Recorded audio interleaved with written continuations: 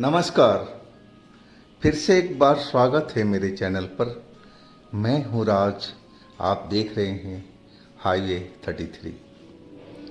दोस्तों, आज की जो कहानी हमें मिली है, जिन्होंने शेयर किया है, उनका नाम सत्येंद्र है। सत्येंद्र जी की कहानी को लगभग 20 साल बीत चुका है। सत्येंद्र जी एक ड्राइवर हैं और दिल्ली में रहते थे।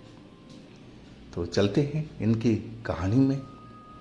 लेकिन दोस्तों, आपने मेरे चैनल को सब्सक्राइब नहीं किया है तो जल्दी से कर लीजिए और साथ में बेल आइकन को दबाना ना भूलिएगा। शुरू करते हैं आज की ये कहानी। दोस्तों, मेरा नाम सत्येंद्र है। मैं एक ड्राइवर हूँ। बात थोड़ी पुरानी है। मेरी उम्र लगभग 25 या 24 साल रही होगी। मैं कार ड्राइवरी का काम कर रहा था। मेरी जो ये काम था जिस पर मैं पहले कर रहा था, इसमें मालिक बहुत परेशान करता था। रात बिरात बुलाता रहता था और सैलरी भी टाइम पर नहीं थी। अब मैं अपना काम बदलने के चक्कर में था। मेरी कुछ दोस्तों से बात भी हुई थी और उन्होंने बोला था कि मैं जल्दी से जल्दी कहीं पर प्रबंध करा देंगे। आखिरकार मेरी नौकरी एक कंपनी में लग चुकी थी सिफारिश के थ्रू।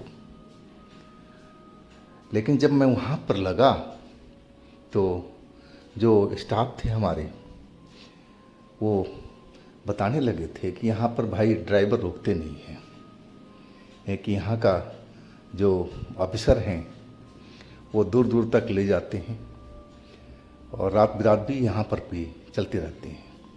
तो ड्राइवर परेशान होकर के भागी जाते हैं। मैं तो समझा कि मैं एक जगह से इसी काम को छोड़ कर के आया, अब फिर दूसरी जगह पर इसी काम में फंसा। नहीं, चलो देखा जाएगा। अब तो इतनी जल्दी तो नौकरी बदलने से रहा, कम से कम 1 महीना तो काम किया जाए, फिर देखते हैं क्या होता है। अब मैं जिस कंपनी में लगा था, उसके जो वर्कर थे, जो ऑफिसर थे, दूर दूर तक जाते थे अपने ऑफिस के काम से। पहले तो मेरी ड्यूटी लोकल ही लगी थी, लेकिन 10 दिन के बाद में मेरी ड्यूटी जो थी वो आउटसाइड में भी लगने लगी थी। शहर से काफ़ी दूर दूर तक उन अफसरों को मुझे ले जाना पड़ता था।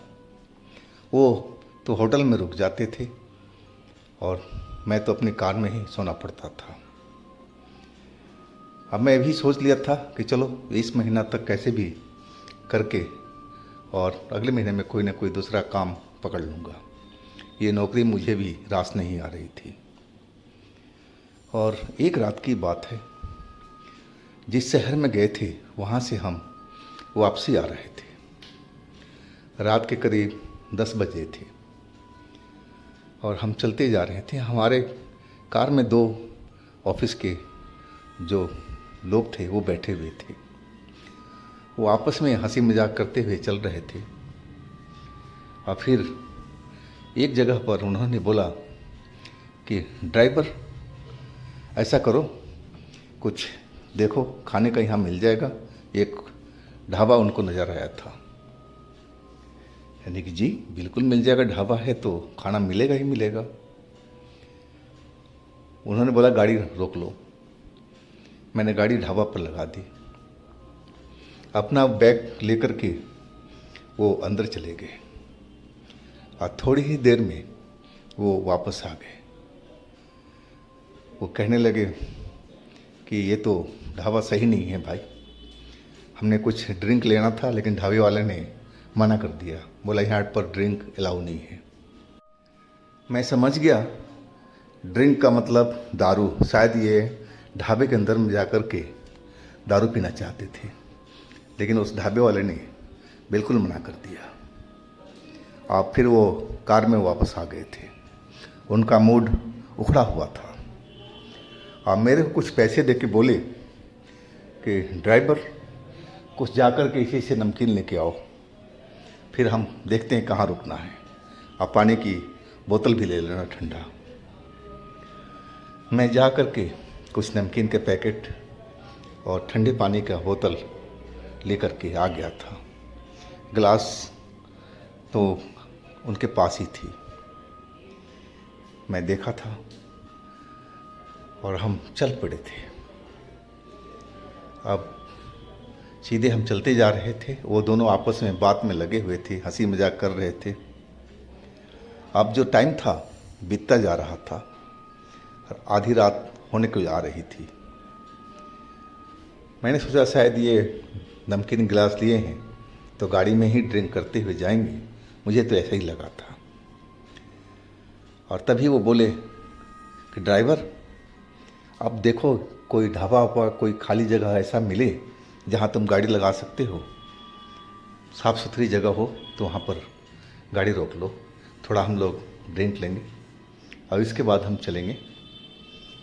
मैंने बोला ठीक है सर। अब हम ढाबा को देखते जा रहे थे, कोई ऐसा जगह मिल जाए जहाँ पर लाइट भी हो और गाड़ी हम रोक पाएँ, क्योंकि वो मेन हाईवे था, सड़क के किनारे गाड़ी खड़ा करना सही नहीं था। और तभी मुझे एक बोर्ड नज़र आया। वो बोर्ड पर लिखा हुआ था ढाबा 1 किलोमीटर आगे है। मैंने बोर्ड पढ़ते हुए बोला, साहब एक ढाबा का बोर्ड लगा हुआ है जो 1 किलोमीटर आगे है और मुझे भी भूख लगी है साहब। मैं बोला क्यों ना हम उस ढाबे पर गाड़ी रोकें। तो जो अंदर बैठे हुए दोनों लोग थे कहने लगे, अरे भाई वो पिछली ढाबा की तरह वाला ये भी मना कहीं कर देगा। मैंने बोला साहब वो तो करेगा ही करेगा, वो तो कोई ढाबे वाला दारू पीने नहीं देता है, आप लोग गाड़ी में कहीं बैठ कर लेना काम, लेकिन खाना तो मुझे भूख लगी है। बोले ठीक है चलो। या फिर हम उस ढाबा पर जा कर के रुके थे। लेकिन ये क्या, वो ढाबा तो बिल्कुल बंद था। वहाँ तो अंधेरे में सब डूबा हुआ था, पता नहीं क्यों बंद था, मुझे मालूम नहीं। लेकिन वहाँ पर गाड़ी पार्क करने की खुली जगह थी और वहाँ पर हैंड पंप भी लगा हुआ था। अब इतनी खुली देख करके जगह, वो बोले कि ठीक है गाड़ी को साइड में लगा लो, ये सबसे अच्छी जगह है हमारे लिए। मैं समझ गया कि आज तो मुझे भूखे ही रहना पड़ेगा, पता नहीं आगे अब कितनी देर के बाद में ढाबा मिलेगा। और वो लोग गाड़ी में बैठ कर के अपना एंजॉय करना शुरू कर लिए थे। वो हंसते जा रहे थे और दारू के घूंट लगाए जा रहे थे। मैं गाड़ी से उतर गया था। हाँ, मैं नलके पर हाथ मुंह धो करके, और दो ढाबा का एक दीवार सी थी छोटी सी, जो नलके के पास में ही था, हैंडपम्प के पास में, वहीं पर बैठ कर के हाँ मैं बाहर का नज़ारा देखने लगा था। रात तो काली थी, आसमान में तारे चमचमा रहे थे। मुझे तारे को देखना बहुत अच्छा लगता था। अब मैं उसी में ध्यान लगाए हुए था। हाँ, अंदर में वो गाड़ी के अंदर में वो लोग, दोनों लोग खूब हंसने की आवाज़ें आ रही थी। शायद कोई जोक सुना रहा होंगे, मुझे तो ऐसा ही लग रहा था।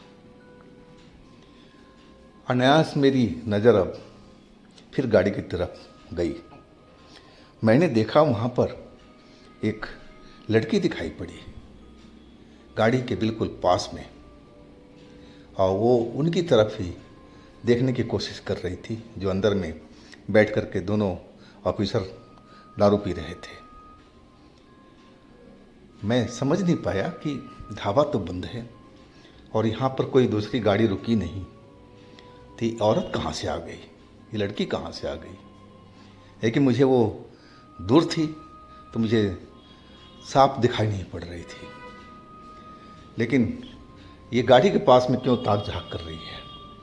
और वो दोनों लोग तो अपने दारू पीने में और एक दूसरे से बात करने में हंसी मजाक में लगे हुए थे।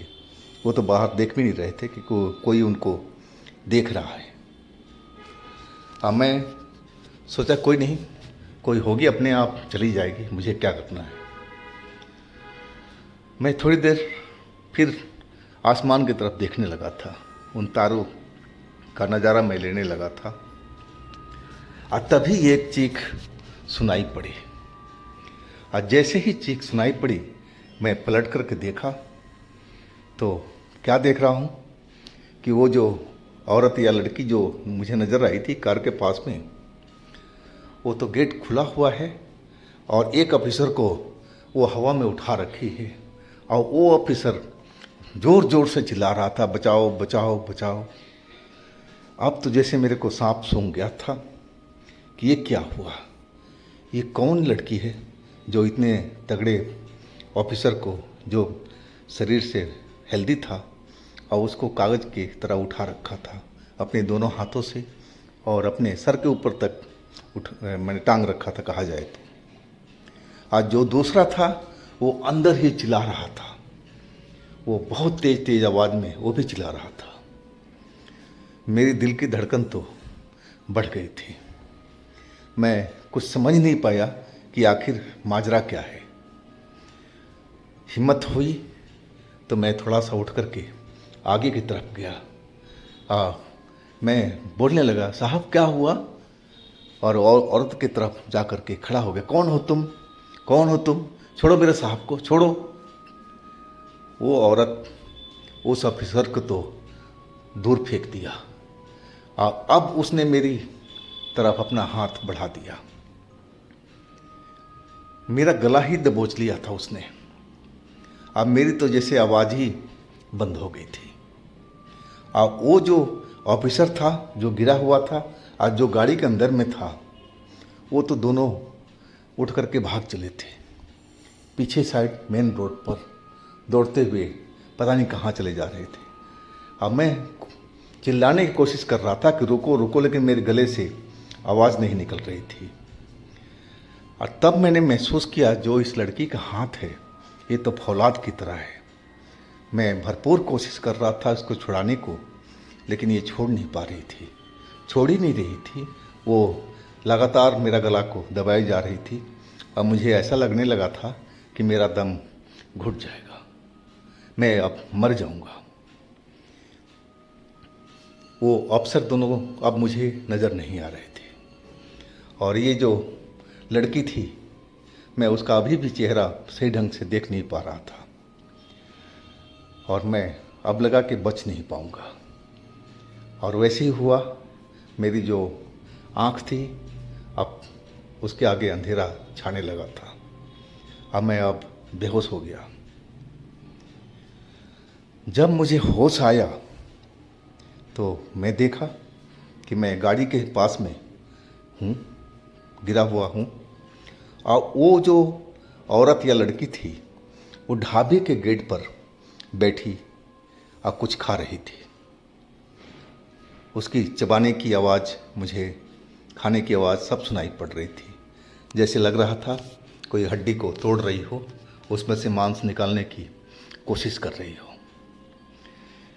मैं देखने लगा तो वो मुझे करीब 25-30 साल के आसपास की लग रही थी, और इतना तो नज़दीक नहीं थी, लेकिन मैं आइडिया थोड़ा लगाया था। अब मैं होश में पूरी तरह से आ चुका था। अब मुझे समझते देर नहीं लगी थी कि जो ये लड़की है कोई आम लड़की नहीं है, ये कोई ज़रूर चुड़ैल है या कोई आत्मा है। अब यहाँ से भागने में ही भलाई है। अब तो कैसे में भगवान ने मुझे ज़िंदा छोड़ दिया है। अगर मैं ऐसा ही पड़ा रहूँगा तो पता नहीं वो क्या खा रही है, उससे उसका पेट भरेगा कि नहीं भरेगा, फिर अगला नंबर हमारा होगा। और यही सोच करके मैं देखते रहा कि हमारी तरफ नहीं तो देख रही है, लेकिन वो खाते खाते हमारी तरफ भी देखती जा रही थी, और फिर वो खाने में जुट जाती थी। पता नहीं किस चीज़ का मांस वो खा रही थी, चबा रही थी, कुछ मुझे आइडिया नहीं था। लेकिन वो सब देख करके तो मैं बिल्कुल दहल चुका था। अब मैं सोचने लगा कि बस अपना आँख ही हमारी तरफ से हटाए, और तब मैं यहाँ से सरपट भागूं जिधर वो ऑफिसर दोनों भाग के गए थे। और वही किया जैसे ही औरत उस मांस के टुकड़े पर अपना खाने की कोशिश करने लगी, चबाने की, और उसी वक्त में उठ कर के आराम से रोड साइड में दौड़ गया था। मैं पीछे मुड़ता देखता जा रहा था, लेकिन वो खाने में मशगूल थी, और तब तक तो मैं मेन रोड पर काफ़ी आगे निकल आया था और लगातार दौड़ता हुआ चला जा रहा था। मैं काफ़ी दौड़ चुका था। मैं इतना लंबा कभी नहीं दौड़ा था और इतना तेज, लेकिन मौत के डर से इंसान पता नहीं क्या क्या कर लेता है। आज मुझे जो डर था मौत का, बहुत नज़दीक से महसूस हुआ था। अब मैं जब लास्ट तक पहुंचा, जहाँ पे एक मोड़ आता था, और वहाँ पर देखा तो वहाँ पर एक मंदिर बना हुआ था, छोटा सा, पता नहीं किसका मंदिर था, और दोनों ऑफिसर हमारे उसी जगह पर मंदिर के पास में बैठे हुए थे। अब मुझे आता देख वो एकदम घबरा गए थे, उस जगह से उठ करके और वो भागने की कोशिश करने लगे। तब तक मैं आवाज़ दिया, साहब मैं हूँ, साहब आप लोग रुको, साहब रुक जाओ आप लोग। अब मेरी जब आवाज़ सुने तब जा कर के वो रुके थे उस मंदिर के पास से। मुझे जिंदा देख करके वो लोग आश्चर्य में थे, लेकिन डरे तो वो भी थे। हम अब पूछने लगा उनसे कि साहब कौन थी ये औरत जो आपको कार के अंदर से घसीट लिया था, अब मुझ पर भी हमला कर दिया था। मैं तो इतना जानता हूँ कि वो कोई नॉर्मल औरत नहीं है। मुझे तो ऐसा ही लगा कि ज़रूर वो कोई चुड़ैल है, कोई भूत है। लेकिन आपके साथ में क्या हुआ आप मुझे बताइए। वो जिसको उस चुड़ैल ने कंधे पर उठा रखी थी, आप जिसको दूर फेंका था, जिसके बचाने के चक्कर में मैं अपना जान गंवाने जा रहा था, वो कहने लगा कि हम दोनों आपस में बैठ कर के बात कर रहे थे और दारू पी रहे थे, नमकीन खा रहे थे, हंसी मजाक आपस में कर रहे थे। और तभी मुझे दिखाई पड़ा खिड़की पर वो औरत, वो लड़की झांक रही थी। मैंने खिड़की खोल दिया और बोला, हाँ जी बोलो, क्या बात है, क्या चाहिए आपको। वो देखती अंदर देखने लगी, दारू पर निगाह पड़ी उसकी, वो नमकीन पर निगाह पड़ी। मैंने बोला, क्या चाहिए आपको, नमकीन चाहिए, कुछ खाने को चाहिए। बस वो घूरती रही थी और उसका हाथ एकदम लंबा हो गया था और वो दारू की बोतल को पकड़ लिया था और वो खींच कर बाहर ले आई। मैं समझा कि हम दारू के लिए इतने बेचैन थे काफ़ी देर से, अगर ये दारू की बोतल ही लेके चली जाएगी तो हमारा मज़ा तो किरकिरा हो जाएगा। और मैं कार से निकल कर के अपनी दारू छीनने की कोशिश करने लगा और वो दारू को वो गटक गई थी और खाली बोतल को एक साइड में फेंक दिया था। और उसके बाद हमें हवा में उठा लिया था जब तक तुम आ ही गए थे। तो भाई ये तो बहुत ख़तरनाक चुड़ैल है। हमारी जान जाते जाते बची, लेकिन अभी भी रात बाकी है और हम लोग इस अंधेरी जगह पर है। ये भगवान का मंदिर है, हम यहाँ पर आकर रुके, शायद हमारी भगवान रक्षा कर पाए। हमने तुम्हें देखा तो लगा कि वही आ रही है या कोई भूत है, तो हम डर गए थे और हम भागने के चक्कर में थे। लेकिन तुमने आवाज़ दी तब तुम्हारी आवाज़ को पहचान करके रुके। मैं समझ गया था कि अब हम लोग अभी भी खतरे में हैं, रात अभी भी बाकी थी और खतरे से कैसे निपटा जाए। लेकिन ये जो मंदिर था, कहा जाता है कि जहाँ पर मंदिर होता है उसके आसपास में भूत प्रेत चुड़ैल ऐसे लोग भटकते नहीं हैं पास में। मैंने साहब कहीं पर भागने की ज़रूरत नहीं है, जहाँ पर आप रुके हो ये जगह पवित्र जगह है और हम लोग यहीं पर रुकेंगे। मैं भगवान से वहीं बैठ कर के प्रार्थना करने लगा था कि भगवान हमें उस चुड़ैल से मुक्ति दिलाओ, वो हमारे नज़दीक ना फटके।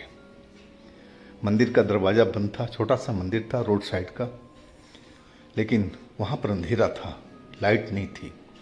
तो हम देख भी नहीं पाए थे कि किस भगवान का मंदिर है। लेकिन ईश्वर तो ईश्वर ही होता है। और हम वहीं पर बैठे रहे रात भर। गाड़ियाँ वहाँ पर रुक रुक कर अब चलने लगी थी। इसका मतलब अब ट्रैफिक इस रोड पर चालू हो चुका था। अब सुबह का टाइम होने जा रहा था। मैंने घड़ी देखा तो वाकई में अब 4 से ऊपर का टाइम हो चुका था, लेकिन अंधेरा अभी भी काफ़ी था। हम फिर इंतज़ार करने लगे थे और जब बिल्कुल सुबह हो गया तब हम उस मंदिर से मैंने थोड़ा दूर गए। और तभी मुझे ध्यान आया कि एक बार मंदिर में देखा जाए कि किस भगवान का मंदिर है।